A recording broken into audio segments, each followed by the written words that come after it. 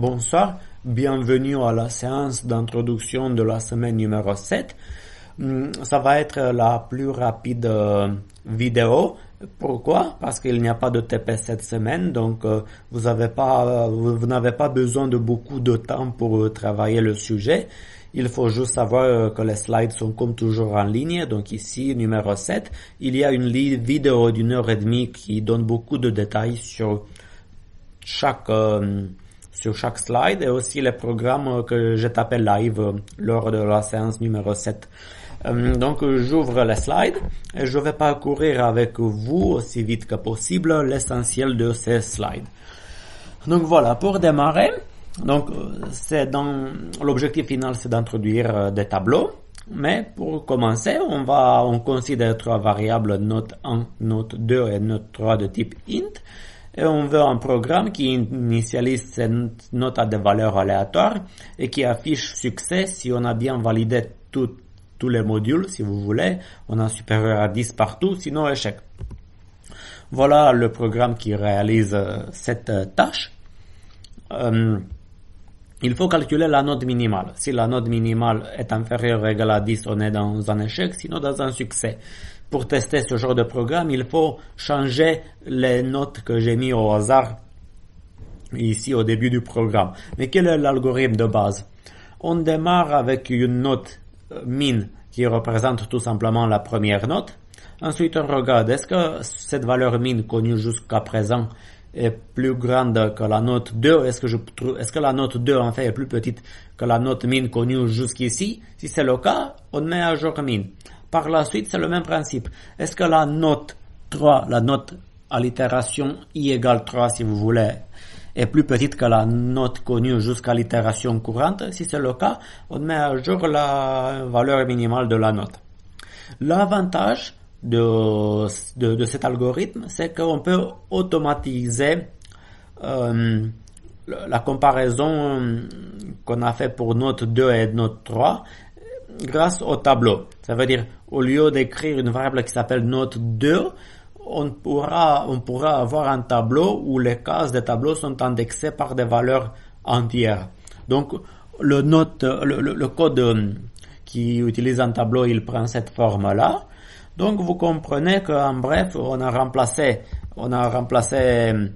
note 1, note 2, note 3 par note crochet 0, note crochet 1, note crochet 2.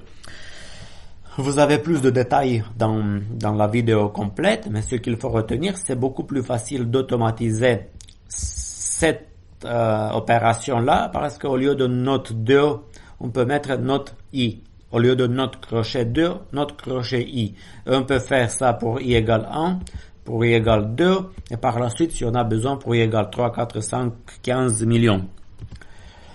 Par la suite, il y a dans les slides la définition formelle, si vous voulez, de la notion d'un tableau. Donc pour la théorie, n'hésitez pas à regarder les slides. Ce qui m'intéresse, c'est la partie pratique ici. Donc n'oubliez pas, comme dans le slide précédent, ça permet d'initialiser un tableau tab. La deuxième ligne permet d'initialiser une zone mémoire. Ça veut dire on réserve 6 cases mémoire, comme dans la figure, et par la suite, on met à la case numéro 5 la valeur 99. Comme la première case, c'est la case 0, et comme si on a 6 cases, la dernière case, c'est la valeur numéro 5. Par la suite, pour aborder le langage Java, je donne un exemple de programme processing relativement complexe. Vous voyez, on a des notes d'examen, des notes de TP, on calcule le min, un peu comme tout à l'heure, regardez les slides, tout est bien expliqué. Et après, il y a une formule un peu complexe pour calculer une note finale et pour afficher succès ou pas. Ce qui est sympa avec Processing, et ça je trouve, c'est pour ça c'est un très bon langage pour que vous puissiez démarrer en douceur, mais sans vous éloigner du langage très professionnel dans un langage sans s'éloigner du Java, qui est un langage plus demandé par les entreprises. Pourquoi? Le code que vous voyez ici, on peut le faire copier-coller dans un programme Java, il va tourner, il faut presque pas changer une lettre. Donc regardez ce code-là et n'hésitez pas à comparer ces deux slides sur la vidéo. vous allez voir le code actif, c'est presque le même.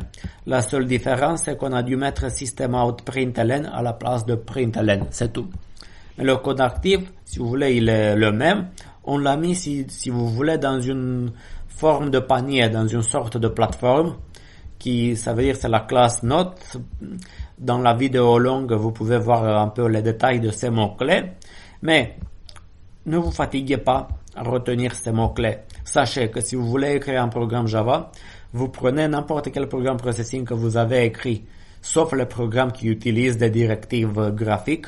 Ça, on peut pas faire si vite sous Java.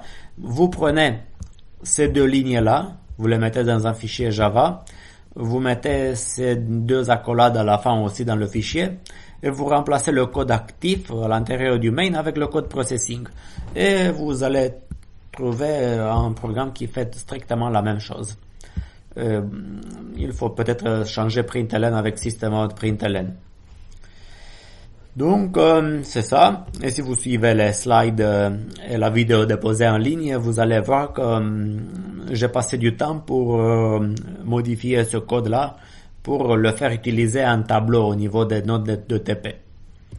Et les slides se terminent. Donc, le dernier slide, c'est le slide numéro 8, où il s'agit d'un autre exercice sur des tableaux.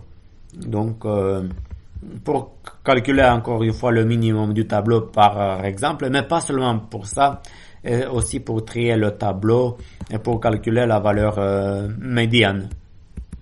Merci de m'avoir écouté, à bientôt.